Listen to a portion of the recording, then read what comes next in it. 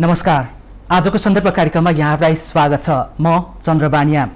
दर्शकवृन्द, आजको श्रृङ्खलामा हामी भारतलाई हेर्ने नेपालीको दृष्टिकोण किन फेरिँदैछ भन्ने विषयमा केन्द्रित भएर छलफल गर्ने प्रयास गर्नेछौँ।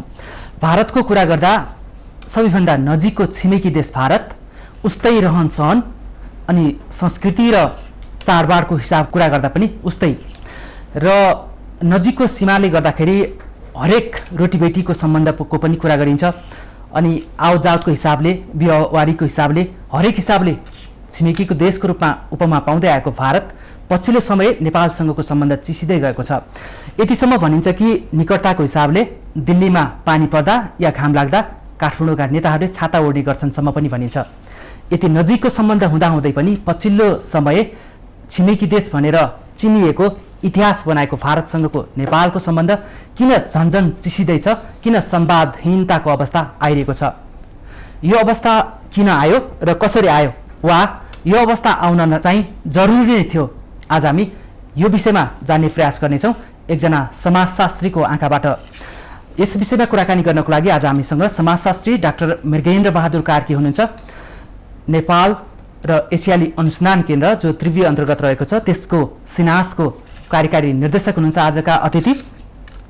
नेपालको सामाजिक राजनीतिक आन्दोलनमा जापानबाट विद्यावारिधि गर्नुभएका डाक्टर मृगेन्द्र बहादुर कार्की नेपाल भारत सम्बन्ध अनि नेपाल चीन सम्बन्धमा एउटा अध्येताको रूपमा पनि हुनुहुन्छ र विगत केही समय यतादेखि विश्लेषणात्मक लेखहरू पनि लेख्दै आउनुभएको छ। उहाँसँग भारतलाई हेर्ने नेपालीको दृष्टिकोण किन झन्झन फेरिँदैछ भन्ने विषयमा केन्द्रित भएर कुराकानी गर्नेछौँ र यो सन्दर्भमा चीनसँगको निकटताले अबको नेपालको अन्तर्राष्ट्रिय सम्बन्ध कस्तो हुनेछ यो पनि हामी जान्ने र बुझ्ने प्रयास गर्नेछौँ।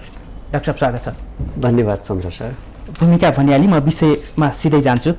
छिमेकी देश भारतलाई हेर्ने दृष्टिकोण अब नेपालीहरूको र समग्रमा नेपालकै फेरिँदै गरेको अवस्था हो। अब अघि तपाईँले मलाई परिचय गराउँदा समाजशास्त्री भन्नुभयो र अन्तर्राष्ट्रिय सम्बन्धलाई पनि राजनीति शास्त्रले केही विधि, सिद्धान्त र मान्यताका आधारमा हेर्छ। मानवशास्त्रले फरक रूपमा हेर्छ, अर्थशास्त्रले फरक रूपमा हेर्छ र म समाजशास्त्रको विद्यार्थीको हैसियतले समाजशास्त्रकै आँखाबाट हेर्दा नेपाल र भारतको सम्बन्ध राष्ट्र राष्ट्रको बीचमा नभएर सभ्यताहरूको बीचमा, र त्यो पनि कहिले कहिले भन्छौँ हामी एउटै गर्भनालका सभ्यताहरू हुन् र एउटै गर्भनालबाट जन्मिएका विभिन्न सभ्यताहरूको जुन सम्बन्ध छ, समाजको सम्बन्ध छ नेपालमा बस्ने र भारतमा बस्ने। नेपाल र भारत भन्दा त पोलिटिकल नेपाल र पोलिटिकल इन्डिया भन्ने भयो। पोलिटिकल र नेपाल र पोलिटिकल इन्डिया चाहिँ धेरै पछि निर्माण भएको अवस्था हो, जबकि हामीले दुईटा राष्ट्रको औपचारिक सम्बन्धकै कुरा गर्दाखेरि 1947मा, जबकि तेस्रो स्थानमा पर्छ भारत। पहिलो बेलायतसँग भयो 1816मा, 1947मै दोस्रोमा अमेरिकासँग भयो र तेस्रो भारतसँग भयो। र राजनीतिक रूपमा हाम्रा सम्बन्धहरूमा उतार चढाव छन्, तर सांस्कृतिक रूपमा कन्सिस्टेन्ट खालको सम्बन्ध नेपाल र भारतको थियो।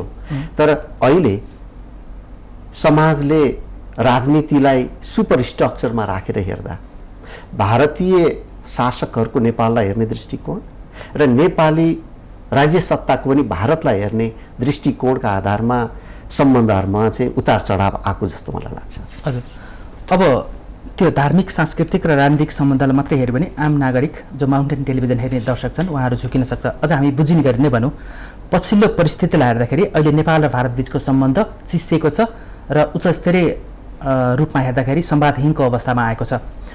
यो नेपाल र भारत बिचको उच्च स्तरीय राजनीतिक रूपमा चाहिँ संवादहीनताको अवस्थामा आउने र तल नागरिक स्तरमा पनि सीमा मिचिँदै आउने क्रम जारी रहँदाखेरि अब आम नेपालीले नै भारतलाई हेर्ने दृष्टिकोण फेरिँदैछ र अब सम्बन्ध चाहिँ नजिकिने भन्दा पनि टाढा टाढा हुँदैछ भनेर आकलन गरियो भने यो सही हुन्छ या गलत?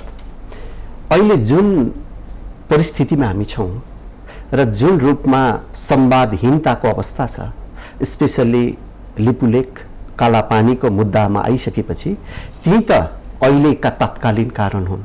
मलाई जहाँसम्म लाग्छ मेरो जिजुमुवा काशीमा गएर उहाँ स्वर्गवास हुनुभयो, मेरो हजुरमुवा पनि काशीमा गएर जानुभयो।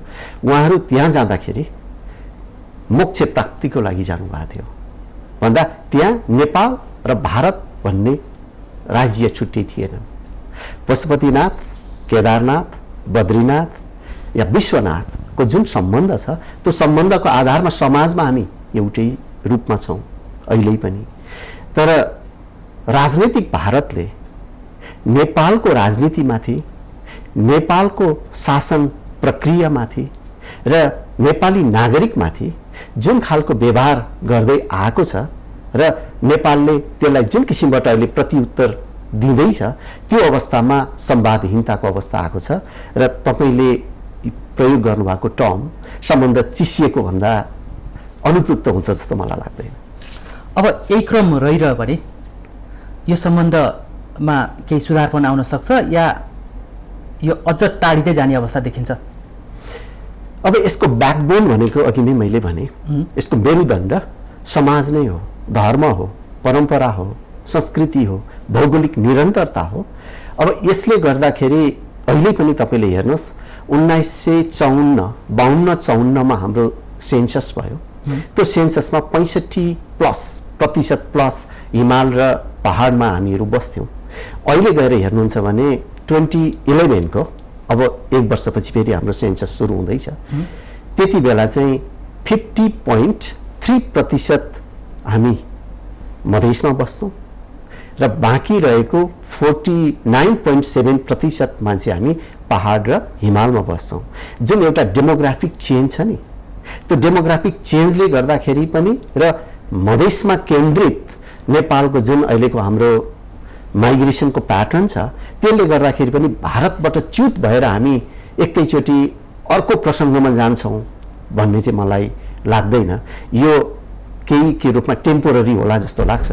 तर पनि भारतले जुन किसिमबाट नेपालको आत्मसम्मानमा, आत्मस्वाभिमानमा, राष्ट्रिय अखण्डतामा जुन खालका प्रवृत्तिहरू अहिले देखिरहेका छन्, यो अवस्थामा हेर्ने हो भनेदेखि कहीँ न कहीँ भारतले आफू सच्चिनु पर्ने मलाई लाग्छ।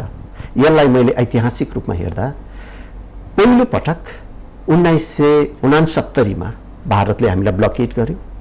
मेरो बुझाइमा त्यति बेला भारत र नेपाल एउटै सभ्यताका दुईटा फरक मुलुक हुन् भन्ने हामीलाई अनुभूति नै थिएन। त्यसले हामी दुईटा देशको नागरिक हौँ भन्ने अनुभूति दिलायो। 1989 दोस्रो पटक ब्लकेट भयो र त्यति बेला बहुदलवादीहरूले नै एक किसिमबाट इन्भाइट गरेको जस्तो अवस्था पनि थियो। त्यो चाहिँ डेमोक्रेसी, प्रजातन्त्रको कजको लागि। र त्यो अवस्थाले राज संस्था र राज संस्थासँग एक किसिमबाट सम्बद्ध एउटा ठुलो जमातलाई भारत विरोधी बनायो।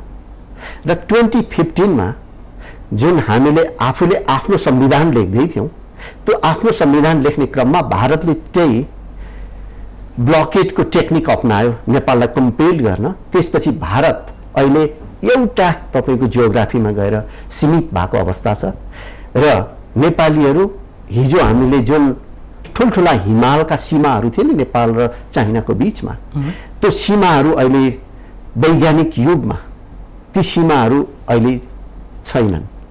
त्यो हिसाबले जुन किसिमबाट चाइनाको विकास भयो र चाइनाले नेपालसँग आफ्नो प्रभाव बढाउन खोजिरहेको अवस्था थियो, त्यही समयमा इन्डियाले परम्परागत रूपमा हामी मित्र शक्ति हुँदाहुँदै पनि नेपालको ठुलो जनमानसलाई आफ्नो हातबाट धकेल्यो। अझ मैले हाम्रो जेनरल भाषामा भन्नुपर्दा तपाईँले रेस्टुरेन्टमा गएर मोमो खानुभयो भने 12वटा मोमो छ, 3वटा प्लेट छ, मेरो प्लेटमा चाहिँ 2टा मात्रै हो भनेपछि 10वटा मोमो त अर्कोले खायो।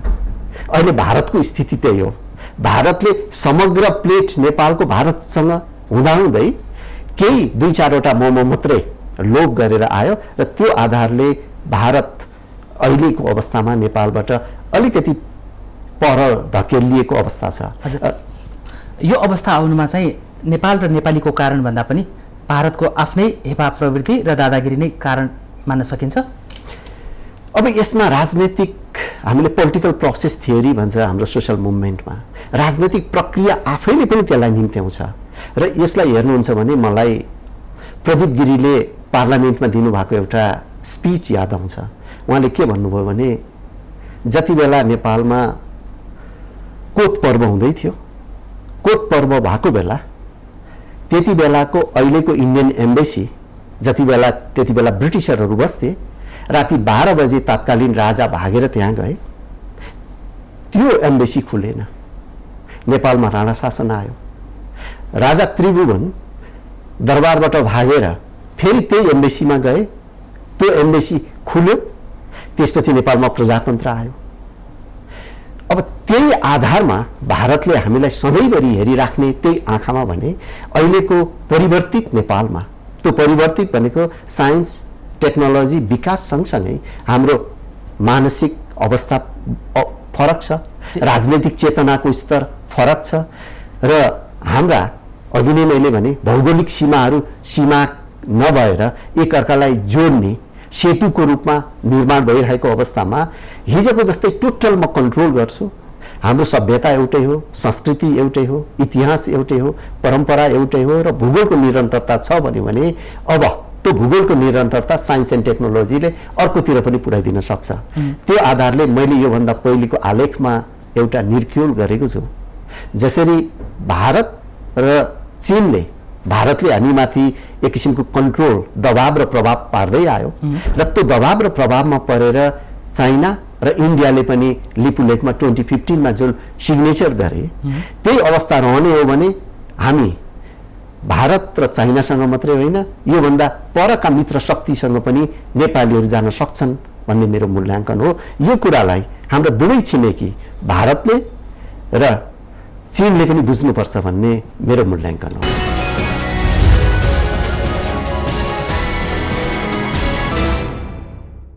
भनेपछि अहिले यहाँले जे घटनाक्रमहरू ल्याउँदै गर्नुभयो, ब्लकेटदेखि लिएर संविधान जारीको अवस्थासम्म र नेपालले आफ्नो भूमि समेटेर नक्सा जारी गर्दाको अवस्थापछिको यो तिक्तता बढ्दो छ भनेपछि अबको चरणमा चाहिँ यो भारतले यस्ता गतिविधि र यस्ता हरकतहरू जो पुरानो मानसिकता थियो राणाकालीन अवस्थाको नेपालको कुरा गर्दाखेरि त्यो अवस्थालाई हेरेर अहिले पनि नेपालमा चाहिँ माइक्रो म्यानेजमेन्ट गरिरहन खोज्दाखेरि अबको विकसित भएको नेपालीहरूको चेतनाको स्तरले गर्दाखेरि अबको भारतसँगको सम्बन्ध यथास्थितिमा रहन सक्दैन, अब पुनर्विचार गर्नुपर्छ भन्ने जोड घटाउ भएपछि अब भारतलाई हेर्ने दृष्टिकोण नै सरकारको पनि फेरिनुपर्छ, आम नेपालकै फेरिनुपर्छ भन्नेमा चाहिँ जनदबाव बढिरहेको भनेर बुझ्न सकिन्छ। अब भारतले मलाई लाग्छ नि 1 अरब 36 करोड जनसङ्ख्या छ, 2% उनीहरूको पपुलेसन ग्रोथ रेट छ। यसको मतलब झन्नै एउटा नेपाल जति त 1 वर्षमा उनीहरूको पपुलेसन जन्माउँछ उनीहरू। नेपालको 1884 किलोमिटर सीमा भारतसँग जोडिन्छ र काठमाडौँमा बस्दा अलिकति हामीमा गलत मानसिकता पनि छ, त्यो राजनीतिक चेतनाले निर्माण गरेको। भारतसँगको सीमा भनेको 2 नम्बर प्रदेशको मात्रै हो र भारत र नेपालको सम्बन्ध भनेको नेपालको मधेसमा पनि हिन्दूवादी मधेसीहरूको र भारतको मात्रै हो भन्ने काठमाडौँको बुझाइ छ। त्यसलाई पनि हामीले परिवर्तन गर्नुपर्छ जस्तो मलाई लाग्छ। हाम्रो पूर्वी सीमामा गएर हेर्नुभयो भने नेपालको आदिवासी र लेप्चा र भारतको दार्जिलिङमा बस्ने लेप्चा पनि दुईटै लेप्चे हुँदा पनि दुईटा सीमामा छौँ। जस्तो यादव नेपालको र भारतको पनि यादव हुनुहुन्छ। त्यस्तै पश्चिममा गएर हामीले हेऱ्यौँ भने त्यहाँका बिष्ट, त्यहाँको भट्ट, त्यहाँका सिंह ठकुरी र उतातिर भारतमा बस्ने पनि सिंह ठकुरी छन् र हामीले त्यो नेपाल भारतको सम्बन्धको कुरो गर्दै गर्दा कहिले काठमाडौँले के कुरा बिर्सिन्छ भने त्यो पूर्व र पश्चिमका 6वटा जिल्लासँग हामी जोडिएको छौँ भन्ने कुरा पनि बिर्सिन्छौँ हामी। र हामीले के मात्रै ठान्छौँ भने भारतलाई न्यारेट गरेर एकै पटक लगेर त्यो मधेसको एउटा इस्युमा मात्रै लगेर जोड्छौँ। त्यो मानसिकताबाट हामी पनि उठ्नुपर्छ। र अघि नै मैले जोड्दै गरेको अवस्था के हो भने 1884 किलोमिटर सीमा नेपाल र भारतसँग जोडिँदैछ भने हाम्रो 1 किलोमिटर जमिन भारतले क्याप्चर गरेर उनीहरूले थुक्न पनि पुग्दैन। दिल्लीले त्यो कुरा बुझ्नुपर्छ। तर बुझेन। दिल्लीले त्यो कुरा अहिले बुझेको छैन। त्यो बुझाउन नसक्नुको पछाडि कहीँ हाम्रा पोलिटिसियनको, हाम्रो सत्ताको र हामी एकाडेमिसियनको र स्वयं नेपाली पत्रकारिताको पनि कहीँ न कहीँ हामी कमी कमजोरी छ कि हामीले जे कुरा रियालिटी हो। अब भन्नुहोस् न, रोटी बेटीको सम्बन्ध तपाईँले अघि भन्नुभयो, रोटी र बेटीको सम्बन्धको बारेमा कुरा गर्छौँ। हाम्रो सयौँ हजारौँ लाखौँ चेलीहरू इन्डियामा बिहा गर्नुभएको छ र उहाँको हामीले नेपालमा बिहा गरेर लिएर आएको छ। अब अन्तर्राष्ट्रिय कानुनको दृष्टिकोणले हेर्ने हो भने 5 किलोमिटर वरपर सीमामा ठुल्ठुला प्रोजेक्टहरू सञ्चालन गर्नुपर्दा दुईटै देशको सहमति लिनुपर्ने हुन्छ। तर अहिले के खालको अवस्था छ भने भारतीय सीमामा हाम्रा 10 गजाभन्दा लाइनै टाँसेर 20 फिट 25 फिटका ठुल्ठुला डेभलपमेन्टका प्रोजेक्टहरू सुरु भएको छन् भन्ने बुझाइ नेपालका पत्रिकामा प्रशस्त हामीले देख्न पाउँछौँ। यदि त्यो कुरा सत्य अवस्था हुँदाखेरि उहाँकै नाति नातिना डुब्ने अवस्थामा पुग्छ बर्खायाममा भने हामी रोटी बेटीको सम्बन्ध मात्रै भनेर हुँदैन, त्यहाँ जीविकोपार्जन के गरेर खाने त भने यो कुरालाई विथ फ्याक्ट तथ्यका साथ कहाँ यस्तो भएको छ भनेर नेपाल सरकारले दृढतापूर्वक भारतसँग संवाद गर्न सक्नुपर्छ। भारतले त्यो कुरालाई मनन गर्न सक्नुपर्छ र भारतको राष्ट्रिय जुन इगो छ नि, त्यो इगोलाई हामीले स्पेसली नेपालको राज्य सत्ता र राजनैतिक नेताहरूले त्यसलाई ठेस पुर्याउने काम गर्नुहुन्न र हामीलाई पनि जुन किसिमबाट उनीहरूले हाम्रो राष्ट्रिय इगोमा ठेस पुर्याउने काम र वचनहरू त्यहाँको मिडियाहरूबाट प्रशस्त हामीले सुन्न पाउँछौँ। त्यो कुरामा पनि हामीले एक खालको अन्डरस्ट्यान्डिङ गर्यो भने निश्चित रूपमा जुन नेचुरल छ नि प्राकृतिक सम्बन्ध नेपाल र भारतको, त्यसमा हामी पुग्न सक्छौँ भन्ने मेरो बुझाइ हो। तर यहाँ सबभन्दा ठुलो हामीलाई जुन मेडिएट गर्ने इन्टरमेडिएरी सम्बन्धको उसमा त ब्युरोक्रासी र पोलिटिसियनको रोल छ र त्यो ब्युरोक्रासी र पोलिटिसियन नेपालकै पोलिटिसियनको बिचमा पनि कहीँ न कहीँ हामीले आफ्ना कुरा दृढतापूर्वक राख्न नसकेको अवस्था हो कि अघि नै हामीले भन्यौँ नि भण्डारको पर्वदेखि अहिलेसम्म आउँदा भारतकै एक किसिमको प्रभाव नेपालमा रह्यो। त्यो रहेको हुँदाखेरि नेपालको पोलिटिसियनले स्पेसल्ली उसको शक्ति र सत्ता प्राप्तिको लागि भारतसँग कहीँ न कहीँ नेगोसिएट गरेको हो कि भन्ने जुन आशंका व्याप्त रूपमा छ र त्यही आशंकाको आधारमा अहिले भारत विरोधी एक किसिमको नेपालमा जुन किसिमको सामाजिक मनोविज्ञान निर्माण भएको छ त्यसमा हामी दुवै राष्ट्रहरूले कहीँ न कहीँ अन्डरस्ट्यान्डिङ गरेर अगाडि बढ्नुपर्छ जस्तो मलाई लाग्छ। हजुर, अब यसमा चाहिँ देखिने चाहिँ काठमाडौँ स्थित भारतीय दूतावास छ लैनचौरमा, त्यहाँ हाम्रा नेताहरूको लड्को लाग्ने कुरा, अर्को चाहिँ भारतका एउटा कुनै सहसचिव स्तरको या कोही एउटा कुटनीतिज्ञ अथवा चाहिँ कोही गुप्तचर आयो भने नेपालका तारे होटलहरूमा उनी आएर बस्ने र नेपालका चाहिँ पूर्व प्रधानमन्त्री भइसकेका वेटिङ प्राइम मिनिस्टरहरू र बहालवाला पनि सकेसम्म चाहिँ लुकेर क्यामेरा छलेर भेट्न जाने, लाइन लाएर भेट्न जाने चलनले गर्दाखेरि पनि भारतप्रति चाहिँ नेपाली नेताहरूकै कारण पनि भारतप्रति चाहिँ वितृष्णा अथवा घृणा चाहिँ बढ्दै गएको जस्तो पनि बुझ्न सकिन्छ होइन? त्यो चाहिँ कहिले कहिले हामी सानो मुलुकको एक किसिमको साइकोलोजी पनि होला र तपाईँले भन्नुभएको कुरालाई 100% हामी इन्कार गर्न सक्दैनौँ। र जुन खालको नेपाली राजनैतिक नेतृत्वहरूको भारतप्रतिको लगाव छ र त्यहाँ गएर अनुनय विनय गर्ने खालको चरित्र छ, त्यसले पनि नेपाललाई कहीँ न कहीँ भारतसँग हेर्ने दृष्टिकोणमा फरक ल्याउन खोजेको जस्तो लाग्छ। तर मेरो जानकारीमा 1990 46 सालपछि कृष्णप्रसाद भट्टराई प्रधानमन्त्री भएर इन्डियामा जाँदा लाइन लागेर त्यहाँका पूर्व प्रधानमन्त्रीहरू पनि र त्यहाँका नेताहरू पनि उहाँलाई भेट्न गएको भन्ने त्यति बेलाको मिडियामा आएको अवस्था छ। त्यो भएको हुँदा नेपाल र इन्डियाको सम्बन्धलाई हामीले कहीँ न कहीँ यो अवस्थामा जोड्दा मैले आलेखमा पनि लेखेको छु, नेपालको अहिलेको राजनैतिक चेत र राष्ट्रियताको निर्माण गर्ने क्रममा नेपालको वामपन्थी आन्दोलनले प्रमुख भूमिका खेलेको छ।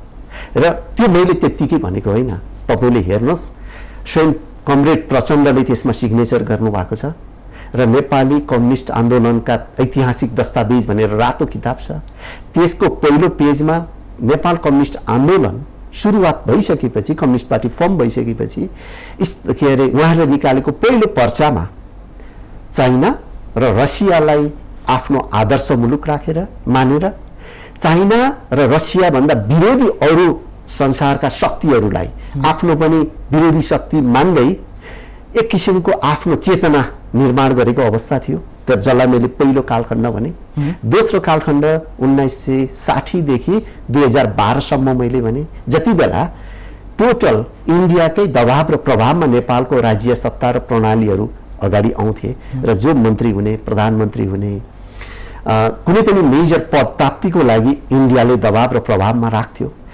त्यो अवस्थामा नेपालको वामपन्थीहरू पनि इन्डियाभन्दा टाढा थिएनन्। तर जब चाइना आफै अगाडि सरेर आयो बीआरआईको माध्यमबाट र भारतले बिस्तारै जुन धेरै पेनिट्रेट गर्न थाल्यो, त्यहाँबाट नेताहरूमा पनि उनीहरूसँग नेगोसिएट गर्यो भने नि आत्मस्वाभिमानको कुरामा त आफू बाहिर बस्दाखेरि त फरक खालको होला नि त चेतना। त्यो हिसाबले गर्दाखेरि र स्पेसल्ली 2015 को जुन ब्लकेट भयो, हामीले हाम्रो संविधान लेख्दै गर्दा त्यसपछि भारतले बिस्तारै स्पेस गुमायो र पोलिटिकल स्पेस मात्रै होइन, तपाईँले 2012 सम्म फरेन डाइरेक्ट इन्भेस्टमेन्टलाई हेर्नुहोस्, इन्डिया चाइनाभन्दा 5 टाइम्स माथि छ। अहिले 2013 देखि 2020 सम्म आइपुग्दा कमिटमेन्टको हिसाबले एफडीआई को कमिटमेन्ट र रियल इन्भेस्टमेन्टको दुईटा पक्ष छ। रियल इन्भेस्टमेन्टमा अहिले पनि इन्डिया अगाडि छ, तर कमिटमेन्टको हिसाबले चाइनाले इन्डियालाई उछिनिसकेको अवस्था छ। भने नेपालको कम्युनिस्ट पार्टीहरूले आफ्नो आदर्श मुलुक मानेको जुन त्यो लेभलको समृद्धि उनीहरूले हासिल गरे र ऊ आफै नेपालमा आएर नेकपासँग छबुँदै सहमति गरेर हात मिलाएर अगाडि बढ्न खोजिरहेछ भने स्वाभाविक रूपमा उनीहरू नेचुरली उता जाने भए। अहिले करिब करिब 2/3 को बहुमत नेपालको वामपन्थीहरूको हातमा छ। त्यो हिसाबले अघि यहाँले जुन किसिमबाट न्यारेट गर्नुभयो नि, एक किसिमको सङ्कथन भन्छ, अब नेपाली पनि नजान्ने भयो, अङ्ग्रेजी पनि हामी त्यो न्यारेट गर्ने अवस्थामा नेपाल अब टोटल्ली चाइनाको हातमा गयो कि भन्ने खालको आभास बाहिर भएको छ। तर मलाई के लाग्छ भने भारतसँगको जुन हाम्रो परम्परागत सम्बन्ध छ त्यो आधारले जिगज्याग भएको अवस्था छ। तर पनि नेपालीले पनि र भारतीयले पनि भन्नु न, भारतमा लाखौं नेपालीहरू बस्नुहुन्छ नि त। भने हाम्रो सम्बन्ध पोलिटिकल मात्रै होइन, सदियौंदेखिको एक अर्काको माइग्रेसनको सम्बन्ध पनि छ। त्यो अवस्थाले पनि नेपाल र इन्डियाको सम्बन्धलाई चाहिँ हामीले अलिकति जिम्मेवार पूर्ण तरिकाले हेर्नुपर्छ, सोच्नुपर्छ र हाम्रा दृष्टिकोणहरू राख्नुपर्छ भन्ने जस्तो मलाई लाग्छ। अब यहाँले तत्कालीन प्रधानमन्त्री कृष्णप्रसाद भट्टराईको एउटा राम्रो उदाहरण निकाल्नुभयो होइन, जस्तो उहाँ प्राइम मिनिस्टर भएर इन्डियाको भिजिटमा जाँदाखेरि जुन सम्मान पाउनु भएको थियो नि, उहाँको प्रधानमन्त्री एक्स प्राइम मिनिस्टरहरूदेखि लिएर सिनियर लिडर्सहरूले नै स्वागत गरेको कुरा होइन, त्यस्तो सम्मान चाहिँ पछिल्लो हाम्रा नेताहरूले पाउनु भएको छ? निश्चित रूपमा पाउनु भएको छैन। त्यसको पछाडि पनि ऐतिहासिक कारण छ। यसले गर्दाखेरि पनि भारतको दबदबा र हेपा प्रवृत्ति नेपालीहरूप्रति सामान्य नागरिकमा मात्र होइन, नेतृत्वमा पनि पोलिटिकल्ली पनि उनीहरूले चाहिँ स्वीकारेको अवस्था देखेन, जसको कारण पनि भारतलाई हेर्ने दृष्टिकोण नेपाल र नेपालीको नै फेरिँदैछ। अब यो चाहिँ कस्तो हुन्छ भने पश्चिमाहरूले लेखेको छ कि वार मेकिङ इज स्टेट मेकिङ। जब तपाईँले वार क्रिएट गर्नुहुन्छ त्यसले राज्य पनि निर्माण गर्दै जान्छ भन्छ। अहिले हाम्रो नेपाल र भारतको बीचमा जुन खालको उतार चढावका सम्बन्धहरू छन् त्यसले हामी आत्मस्वाभिमान पनि प्राप्त गर्दैछौँ, कन्फिडेन्स पनि गेन गर्दैछौँ र हामीले भारतलाई हेर्ने दृष्टिकोण पनि निर्माण गर्दैछौँ र यसले भारतले पनि हामीलाई हेर्ने दृष्टिकोण निर्माण गर्दैछ। हिजोको चरणबाट नयाँ चरणमा जान्छ जस्तो लाग्छ र जानु पनि पर्छ र त्यो गएर हेर्दा हामी दुईटै मुलुकलाई विनको पोजिसनमा अगाडि लिएर जाने अवस्थामा चाहिँ पुर्याउनु पर्छ कि जस्तो मलाई लाग्छ। र निश्चित रूपमा यहाँले भन्नुभएको न्यारेसन ठिकै हो कि हामीले हाम्रो नेताहरूले इन्डियामा गएर आफ्ना दृढतापूर्वक आफ्ना कुराहरू राख्न नसक्ने, हाम्रो जमिनै मिचिएको छ भने मिचिएको छ भन्न नसक्ने, हाम्रा जमिनहरू डुबिएका छन्, पानीमा डुबेको छ भने डुबेको छ भनेर भन्न नसक्ने। अब पत्र पत्रिकामा आएमध्ये 2 जना मान्छेलाई गएर आफ्ना छोराछोरीलाई इन्डियामा लगेर मेडिसिनको सिट दिन लगाउने या आफ्नो कन्स्टिट्युएन्सीमा लगेर स्कुल खोल्न लगाउने, आफ्नो कन्स्टिट्युएन्सीमा लगेर एउटा एम्बुलेन्स दिन लगाउने भन्दा नेपालका सार्वभौमिकता स्वाभिमानका मुद्दाहरूलाई कुनै पनि स्कुलसँग, कुनै पनि इन्डियाबाट दिने गाडीसँग नसाटौँ र साट्न हुन्न भन्ने कुरा हो। त्यो चेतनाको विकास भएको छ र त्यसले गर्दाखेरि अहिले जुन किसिमको नेकपाको सरकार छ नि त, त्यो सरकारमा त दृढतापूर्वक अहिलेको सम्माननीय प्रधानमन्त्री ब्लकेटको विरुद्धमा उभिएको कारणले पनि त आएको अभिमत हो नि त 2-4%। होइन भनेदेखि तपाईँले हेर्नुहोस् भोटको आकलनको हिसाबले त सिङ्गल नेकपाको एमाले र नेपाली कांग्रेसको बीचमा तपाईँले भोटको डिफरेन्स हेर्नुभयो भने पपुलर भोटमा है टोटल ल्याउने पीआरमा छ नि प्रोपोर्सनल रिप्रेजेन्टेसनमा जम्मा 45,105 भोटको मात्रै फरक छ भने नेपाली कांग्रेस र उसको अवस्था हेर्दाखेरि अहिले यसो हेर्दाखेरि धेरै स्वाट तल गए जस्तो देखिन्छ। तर पपुलर भोट तपाईँले हेर्नुभयो भने 15 सालमा नेपाली कांग्रेसले 37% भोट पाएको थियो, 1990 मा पनि 37% भोट पायो। तर टेक्निकली 15 सालमा 2/3 मेजोरिटी लिएर आयो, 1990 मा चाहिँ साधारण बहुमतै भयो। त्यसपछि सुशील कोइरालाको पालामा जति बेला नेपाली कांग्रेस फर्स्ट पोजिसनमा गयो त्यति बेला नियरली 30% भोट लिएर आएको थियो। अहिले पनि नेपाली कांग्रेसले नियरली 33% भोट त लिएर आछ, तर टेक्निकली पार्लियामेन्टको उपस्थिति कम छ किनभने नेकपा भित्र माओवादी र एमालेको जुन मर्जर भयो र त्यो मर्जरले स्वाट सिट संख्यामा अगाडि बढेर गएको होइन भनेदेखि जुन एक किसिमको पपुलर भोट र मान्छेको मानसिकता एक किसिमको भोटको प्याटर्न हेर्ने हो भने राजनीतिमा त्यति धेरै फरक जस्तो त मलाई लाग्दैन। डाक्टर साहब यहाँ एउटा अध्येता हुनुहुन्छ, नेपाल भारत नेपाल चीनको बारेमा अध्ययन गरिरहनुहुन्छ, आलेखहरू लेखिरहनुहुन्छ। अहिले मैले प्रसङ्ग भारतसँग सम्बन्ध चिसिनुको कारण जोडिरहँदाखेरि यहाँले कांग्रेस र नेकपाको भोटको तुलना कुन विषयमा मिसाउनु भयो? होइन, मैले किन यसमा मिसाएँ भन्नुहुन्छ भने अघि यहाँले एउटा प्रसङ्ग जोड्नु भयो नि, चाइना स्वाट आयो नेपालमा भन्ने कुरा र चाइनिज साथीहरूलाई पनि कहीँ न कहीँ भ्रम हुन सक्छ। त्यही भएर अस्ति मैले डेटैको साथ लेखेको हो। अझ मधेसको 21 सिट झापादेखि लिएर कञ्चनपुरसम्मको सिट तपाईँले हेर्नुभयो भने त्यसमा गएर हेर्दाखेरि जम्मा 4,57,000 भोटले यदि मधेसवादी दल र नेपाली कांग्रेसको अलायन्स हुँदाखेरि नेपाली कांग्रेस र मधेसवादी दल अगाडि छ नेकपामा माओवादी र एमाले भन्दा। अहिले जुन किसिमबाट नेपाली राज्य सत्ताले एकल काटे जस्तो खालको पोलिसी अपनाउँदा एउटा मित्र राष्ट्रलाई वर धकेल्ने अर्को मित्र राष्ट्रलाई ल्याएर आफ्नो एउटा सिटमा ल्याएर राख्ने खालको अवस्था आयो भने नेपाल त डेमोक्रेटिक कन्ट्री हो। अब त 2-2.5 वर्ष 3 वर्षमा त फेरि चुनाव हुन्छ। त्यो चुनाव हुने क्रममा जुन नेपाल भारत इन्डियाको सम्बन्ध छ कहीँ न कहीँ हामीले इन्डाइरेक्टली मित्र शक्तिहरूलाई र संसारका पावरफुल कन्ट्रीहरूलाई नेपालको डोमेस्टिक एफेयरमा मिसकम्युनिकेट गरेर गलत सूचना प्रवाह गरेर भोलि सबभन्दा धेरै इन्गेज गर्न थाल्यौँ भने उनीहरूलाई ब्याक भएर जान पनि गाह्रो हुन्छ, उनीहरूको नेसनल इगो हुन्छ, हामीले त्यसलाई स्वीकार्न पनि गाह्रो हुन्छ।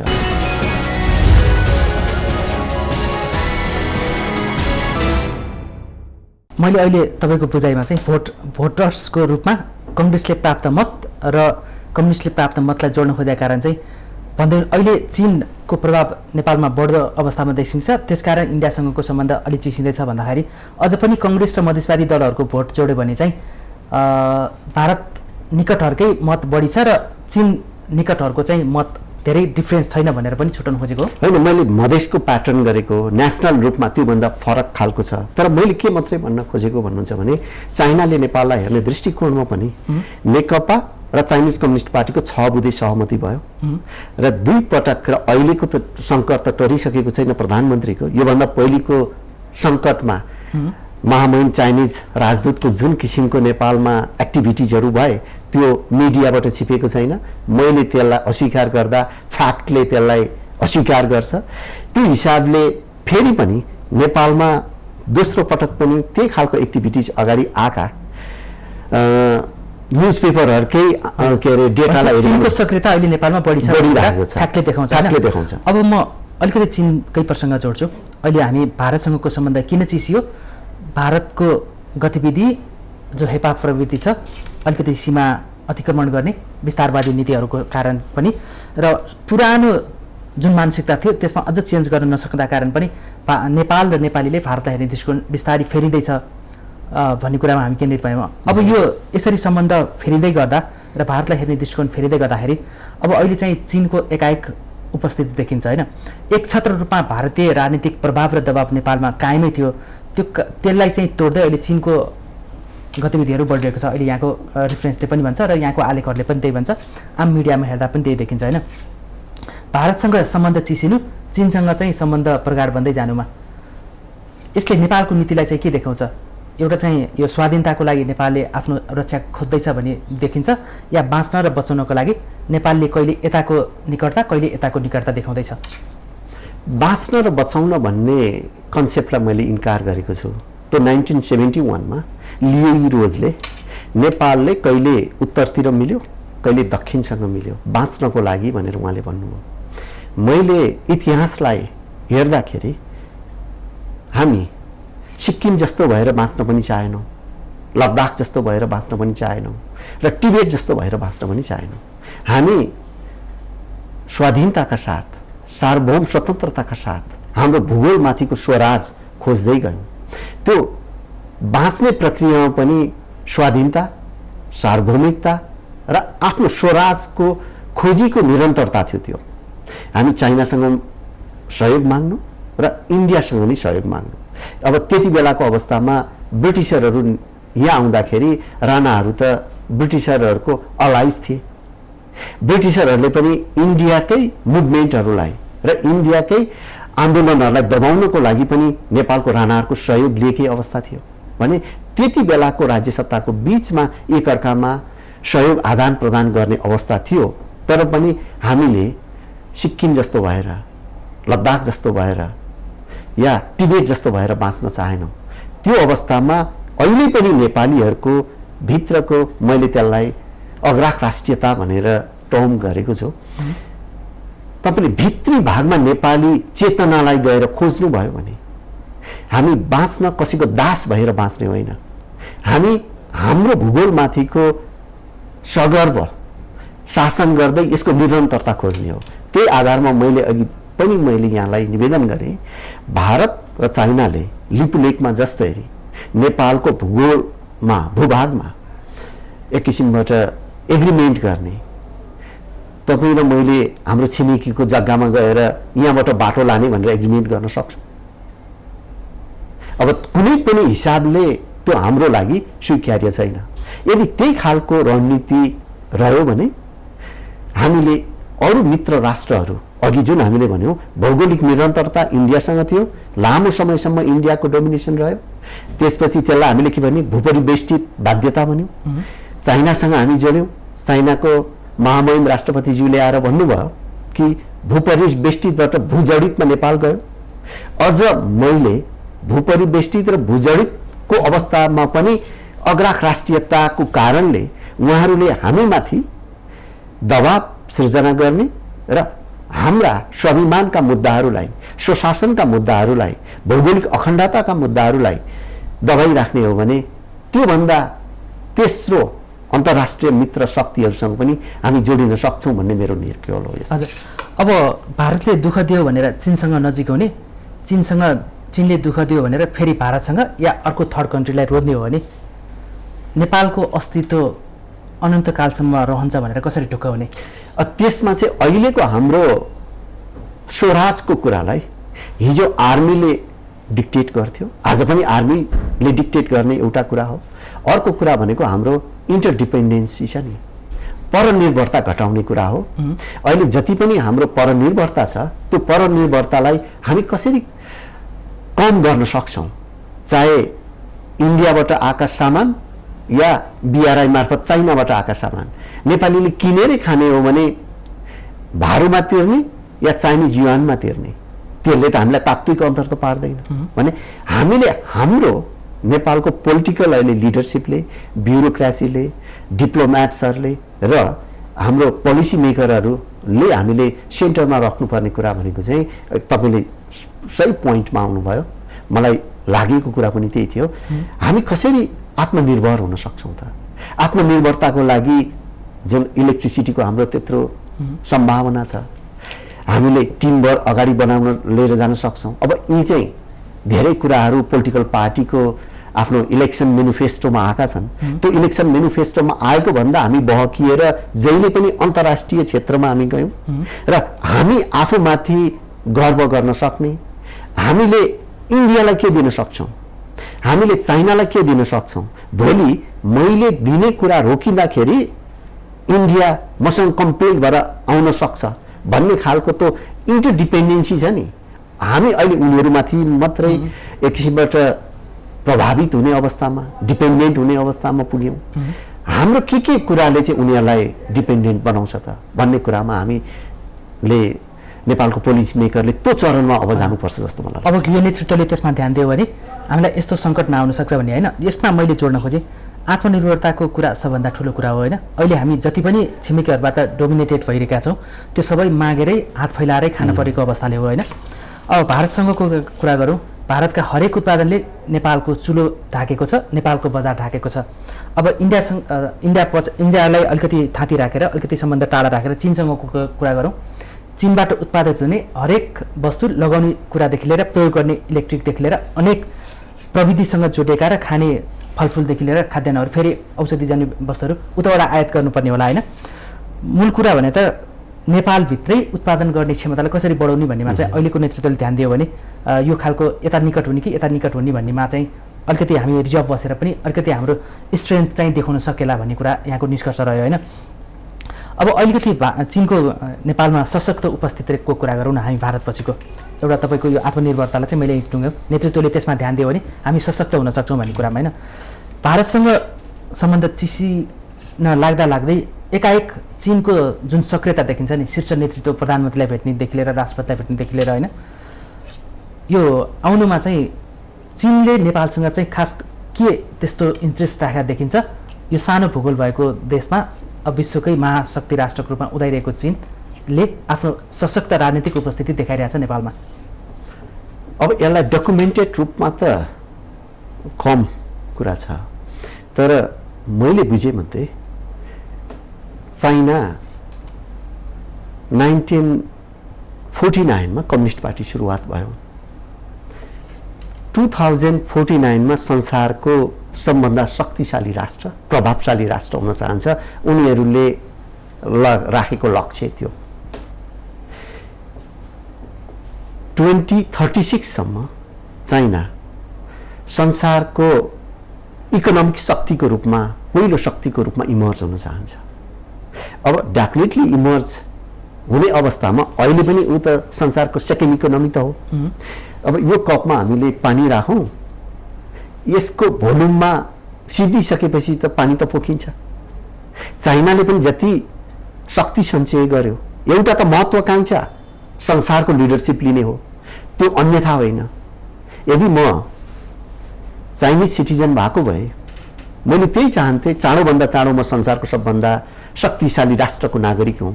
र म त्यस्तै अमेरिकन सिटिजन भएको भए म के चाहन्थेँ भने अमेरिकाको अहिलेको शक्तिको निरन्तरता अरू 200 वर्षसम्म जाओस्। कहीँ न कहीँ हाम्रा इन्ट्रेस्टलाई त्यो देशको सिटिजनसिप र त्यो देशसँग जोडिएको पहिचानले पनि त हाम्रा इन्ट्रेस्टलाई त सेभ गरेको अवस्था त छ नि। भने चाइनाको जुन त्यो महत्त्वाकांक्षा छ र अमेरिकाको पनि त जुन महत्त्वाकांक्षा छ, सँगसँगै भारतको पनि महत्त्वाकांक्षा छ। भारत पनि त्यो कमजोर मुलुक त होइन। चाहे तपाईँ इकोनोमीकै हिसाबले हेर्ने हो भने अहिले अब डेटामा कन्फ्लिक्टिङ आउँछ, नभए पनि 5औं इकोनोमिक शक्ति या 6औं इकोनोमिक शक्ति। अझ तपाईँको मिलिट्री पावरमा हेर्दाखेरि इन्भेस्टमेन्ट, मिलिट्रीमा इन्भेस्टमेन्ट गरेको हेर्दाखेरि त इन्डिया तेस्रो मिलिट्रीमा इन्भेस्ट गर्ने शक्ति।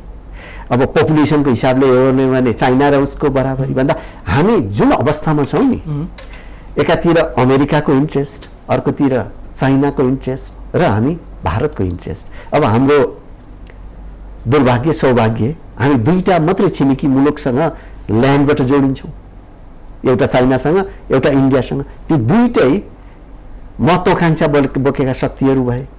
त्यो हिसाबले स्वतस्फूर्त फेरि नेपालले, मैले यसलाई पटक पटक भन्दै आएको छु, हामीले हाम्रो स्वाभिमानलाई जोगाउँदा, हामीले हाम्रो नेसनल भूगोलको रक्षा गर्दै गर्दा पटक पटक हामीले चाइनाको रक्षा गरेको छौँ। हामीले 14औं शताब्दीमा इन्डियाको सुल्तानबाट उनले एट्याक गर्न चाइना जाँदा उनीहरूबाट जोगाए। ब्रिटिसरहरूले तिब्बत नेपालको बाटोबाट जाने क्रममा उनीहरूबाट हामीले जोगायौँ। थोरै हामीले 1/3 जमिन हामीले गुमायौँ। अब तपाईँले खम्पा विद्रोह हेर्नुहोस्, त्यति बेला हामीले नेपालमा त 1970s को कुरा भयो। त्यो अवस्थामा पनि नेपालले आफ्नो नेपालको तपाईँको भूगोलबाट हाम्रो राष्ट्रबाट चाइना विरुद्धमा कुनै पनि हामी त्यो खालका एक्टिभिटिज हुन दिँदैनौँ भनेर हामीले गर्यौँ भने जुन त्यति बेलाको नेपालको राज्य सत्ता नेपाल आर्मीले हाम्रो भौगोलिक एक किसिमको क्षमता छ नि आफूमाथि शासन गर्ने, म को हुँ र मैले कोसँग कुन खालको सम्बन्ध राख्नुपर्छ भन्ने जुन एउटा त्यो निर्णय गर्ने क्षमता नेपालले राख्थ्यो, त्यो निर्णय गर्ने क्षमता 1990 पछि बहुदल आइसकेपछि विभिन्न हिसाबले त्यो क्षमता हामीले गुमाउँदै गयौँ कि भन्ने एक खालको अनुभूति त हामीले गरेको छौँ नि। यो अवस्थामा अघि हामीले भनेका इन्टरनेसनल प्लेयरहरू नेपाल जियोग्राफिकल्ली इम्पोर्टेन्ट ठाउँमा छ भने यो आधारमा कहीँ न कहीँ चाइनाको अहिलेको वैभवको विरुद्धमा, चाइनाको त्यो एक किसिमको आकाङ्क्षाको विरुद्धमा प्रयोग हुन्छ कि भन्ने उनीहरूलाई लागेको हुनसक्छ। र हामीलाई पनि के छ भन्नुहुन्छ भने BRI सामान ल्याउने र बेच्ने मात्रै भन्दा पनि जुन भारतले हामीलाई पटक पटक ब्लकेट गरेर उसँग मात्रै डिपेन्डेन्ट हुँदाखेरि हामीमाथि टोटल कन्ट्रोल क्याप्चर गर्न खोज्यो नि, त्यसबाट पनि हाम्रो स्वाभिमान जोगिनको लागि पनि हामीले चाइनासँग जोड्न खोज्यौँ भन्दा चाइनाको पनि इन्ट्रेस्ट छ, हाम्रा पनि इन्ट्रेस्ट छ। दुईटै इन्ट्रेस्टको बीचमा हामी अगाडि बढेको जस्तो लाग्छ।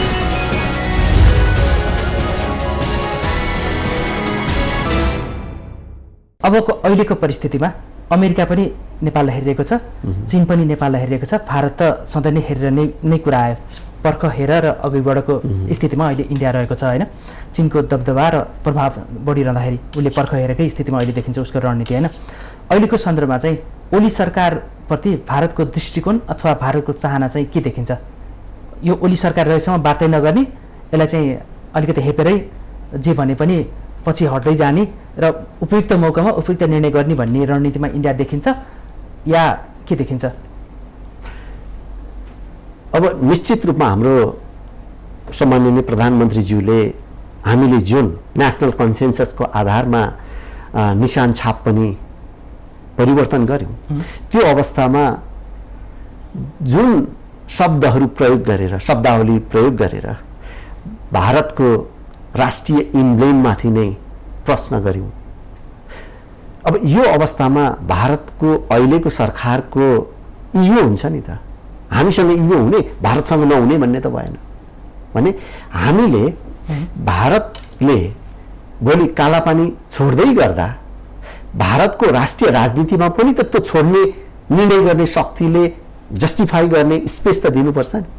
कहीँ न कहीँ हामीले डिप्लोमेटिक च्यानलबाट पोलिटिकल हाई लेभलमा जुन कुरा भोलि निर्णय भइसकेपछि दुवै देशले अगाडि बढ्ने डिसिजन गर्ने अवस्थामा विनको अवस्थामा जानुपर्ने अवस्थामा त्यसलाई हामीले पब्लिक डिस्कोर्स र नेपालको राष्ट्रिय राजनीतिको एक किसिम कन्जम्सनको विषय बनायौँ। त्यो आधारले मलाई के लाग्छ भने ओली गभर्मेन्टको अहिलेको निरन्तरतामा भारत वार्ता गर्न चाहन्न, इच्छुक छैन कि भन्ने मेरो निर्णय हो। प्रधानमन्त्री फेरिएको हेर्न चाहन्छ भारत। अब उसले प्रधानमन्त्री फेरियो भन्दा त्यो हाम्रो टर्मिनोलोजी भयो। हजुर, अब नेपाल जस्तो देशले हामीले सरकार परिवर्तन भनेर बुझ्ने यसलाई सरकार परिवर्तन उसले पनि एक किसिमको कन्ड्युसिभ इन्भाइरोमेन्ट भन्छ नि, अलिक सहज वातावरणको अवस्थामा टिट फर ट्याट डिप्लोमेसीमा कहिले कहिले चल्दैन। अब त्यसका विभिन्न कन्टेक्स्ट होला भने हामीले जुन किसिमबाट भारतलाई जुन शब्दावलीहरू प्रयोग गर्यौँ त्यसले गर्दाखेरि अहिलेको सरकारसँग अलिकति रुष्ट छ कि जस्तो मलाई लाग्छ। अब भारत नेपालसँग रुष्ट भएको अवस्था, चीन नेपालसँगको निकटता बढाइदिएको अवस्थामा अमेरिका एमसिसी मार्फत नेपालमा बलियो उपस्थिति जनाउन खोजिरहेको अवस्था छ। अब यो ठुला महाशक्ति राष्ट्रहरूको बिचमा नेपाल अहिले अस्थिर राजनीतिक अवस्थामा अहिले गुज्रिएको अवस्थामा यही स्थिति रहिरह्यो भने, चीनको निकटता नेपालसँग रहिरह्यो भने अथवा नेपालले भारतलाई व्यवस्था गर्दै चीनसँगको निकटता बढाइरह्यो भने अबको दिनमा नेपालको अन्तर्राष्ट्रिय सम्बन्ध कस्तो रहला? अब यो गभर्मेन्ट डेमोक्रेसीमा त 3 वर्षको 5 वर्षको हो, 2 वर्ष गइसक्यो, जाने जाने 2 वर्ष पनि क्रस गरिसक्यो। अब हाम्रो फरेन पोलिसीको लेभलमा अघि नै मैले यहाँ भन्न छुटाएँ, हामीसँग त राष्ट्रियताको पनि एकाङ्की डेफिनेसन छ। तपाईँले एमसिसीका प्रत्येक धारा, उपधारा, दफा, एनेक्समा हामीले र त्यसको आशयमाथि डिस्कसन गर्दै गर्दा 2017 जुन बिआरआई हामीले साइन गर्यौँ, बिआरआईको डकुमेन्ट पत्रकारहरूसँग छैन। त्यसको 3 वर्षको जुन म्याथ थियो त्यो पनि सिद्धिसक्यो र त्यो पछि अर्को एमओयू भयो कि भएन त्यो बारेमा पनि नेपालको जनमानसमा र नेपालको इन्टेलेक्चुअलहरू, पब्लिक इन्टेलेक्चुअलहरू, एकाडेमिसियनहरूले पनि कुरा उठाएको अवस्था छैन। भने त्यसमा त्यो खालका इस्युहरू नहोलान्, किनभने त्यो हाम्रो जानकारीमा त्यो आएको अवस्था छैन। भने अब यो अवस्थालाई हेर्ने हो भनेदेखि अहिलेको अवस्थामा त कहीँ न कहीँ टसलकै अवस्थामा अगाडि बढ्छ कि हामीले हाम्रो फरेन पोलिसी र डिप्लोमेसीको कुरा गर्दा, अमेरिका रोटीबेटीको कुरा गर्दा, अहिले त अमेरिकामा पनि त रोटीबेटीको सम्बन्ध छ नि नेपालको, अस्ट्रेलियामा रोटीबेटीको सम्बन्ध छ। नेपालको हाम्रा इन्ट्रेस्टहरू बोक्ने मान्छे त अहिले हाम्रो एनआरएनहरू हुनुहुन्छ। प्रत्येक एनआरएन नेपालको राष्ट्रियताका एम्बेसडर हो नि, नेपालका इन्ट्रेस्टका एम्बेसडर हो नि नेपालको एनआरएनहरू। भने अब त्यो सहज अवस्था छैन र नेपाल, इन्डिया, चाइना या अमेरिकाको कुरा गर्दै गर्दा हामीले अबको परिस्थिति कसरी जान्छ भन्ने कुरोमा निश्चित रूपमा नेकपाको सरकार र ओली नै सरकारको निरन्तरता हुने हो भने उहाँले पनि इन्डियाको अहिलेको अडानबाट ब्याक हुने अवस्था छैन, इन्डिया पनि उसले राखेको पोजिसनबाट ब्याक हुने अवस्थामा छैन। अब सरकार परिवर्तन भयो भने त नयाँ सरकारले कस्तो खालको पोलिसी लिएर आउँछ, कुन खालको डिप्लोमेसी अपनाउँछ भारतसँग, चाइनासँग र अमेरिकासँग नेगोसिएट गर्न, त्यसले तय गर्छ कि जस्तो लाग्छ। भनेपछि अर्को निर्वाचन नभएसम्मको लागि यो तितो सम्बन्ध भारतसँगको यथावत रहने भयो। अब भारतसँगको अहिलेको टु ए ग्रेट एक्सटेन्ट पाएको जनमत पनि त ब्लकेटको विरुद्धमा हो नि, ओली सरकारले लिएको तपाईँको जनमत। त्यो हिसाबले गर्दाखेरि त भारतसँगको सम्बन्धमा त योभन्दा धेरै ठुलो कुरा। अब भोलि मैले मेरो आलेखमा पनि लेखेको छु, भनौँ नेपालको साम्यवादी नेताहरूको पनि राजनैतिक कर्मथलो त भारत नै थियो नि, र चेतनाको विकास र त्यो सिद्धान्तको खाका पनि भारतमै कोरिएको हो नि त। चाइनिज मोडल इन्डियाभरि नेपालमा छिरेको हो नि त, रसियन पनि इन्डियाभरि छिरेको हो नि। त्यो हिसाबले उहाँहरूको लिग्यासी भारतसँग पनि छ। अब केपी ओलीको एक किसिमको सम्बन्ध अहिले बन्यो होला, अब यो स्थायी हो जस्तो त मलाई लाग्दैन, किनभने हिजोसम्म केपी ओली भारतकै भनेर चिनिनुहुन्थ्यो। उहाँले नै महाकाली सन्धिमा सबभन्दा धेरै एडभोकेसी गरेको अवस्था हो। अब के कारणले उहाँहरूका सम्बन्ध यहाँ आए, तर पनि अहिलेकै अवस्थालाई हामीले मध्यनजर गर्ने हो भने चाहिँ राजनीतिमा असम्भव भन्ने कुरा त हुन्न। यद्यपि केपी ओली सरकारको पालामा आफ्ना डिप्लोमेटिक च्यानलहरू जुन रूपबाट अगाडि बढेका छन्, यसले हेर्दा चाहिँ यही अवस्थाको डेडलककै अवस्थामा रहन्छ कि यो गभर्मेन्टसँग चाहिँ भन्ने हो। हजुर, भनेपछि समग्रमा चाहिँ नेपालको भारतलाई हेर्ने दृष्टिकोण फेरिएको छ। त्यसमा चाहिँ यो सम्बन्धलाई सुधार गर्ने हो भने भारतले आफ्ना परम्परागत ती सोचहरू जो गलत छ, जो हेपा प्रवृत्ति छ नेपाल र नेपालले हेर्ने, त्यो चाहिँ सच्चिन र भारतले सुधार्न चाहिँ जरुरी छ। भारतले पनि हामीलाई जुन किसिमको एउटा स्वतन्त्र राष्ट्र र हामीले आफूमाथि शासन गर्ने जुन अघि मैले अगाध राष्ट्रियता भने, हाम्रो त्यो सोचमा ठेस पुर्याउनु भएन। हामीले पनि भारत विरोधी राष्ट्रियता र भारत विरोधी तपाईँको पोलिटिकल एजेन्सी, पोलिटिकल राजनीतिक चेतना निर्माण गरेर भारतलाई मात्रै आक्षेप लगाउने काम गर्नु भएन। मेरो भनाइ चाहिँ त्यही हो। हजुर, महत्त्वपूर्ण समय र विचारको लागि यहाँलाई धन्यवाद। धन्यवाद। आदरणीय दर्शकवृन्द, आजको श्रृङ्खलामा हामीले भारतलाई हेर्ने नेपाल र नेपालीको दृष्टिकोण किन फेरिँदैछ भन्ने सन्दर्भमा केन्द्रित भएर समाजशास्त्री डाक्टर मृगेन्द्र बहादुर कार्कीको आँखाबाट हामीले केलाउने प्रयास गर्यौँ। र आजका अतिथि हुनुहुन्थ्यो नेपालको सामाजिक राजनीतिक आन्दोलन विषयमा जापानबाट विद्यावारिधि गर्नुभएका र त्रिभुवन विश्वविद्यालय अन्तर्गतको नेपाल र एसियाली अनुसन्धान केन्द्रका कार्यकारी निर्देशक मृगेन्द्र बहादुर कार्की। यिनै संवादको साथ आजको श्रृङ्खलाबाट म चन्द्र बानिया बिदा हुन्छु। सत्य, तथ्य र निष्पक्ष समाचारको लागि माउन्टेन टेलिभिजन हेर्दै रहनुहोला। नमस्कार।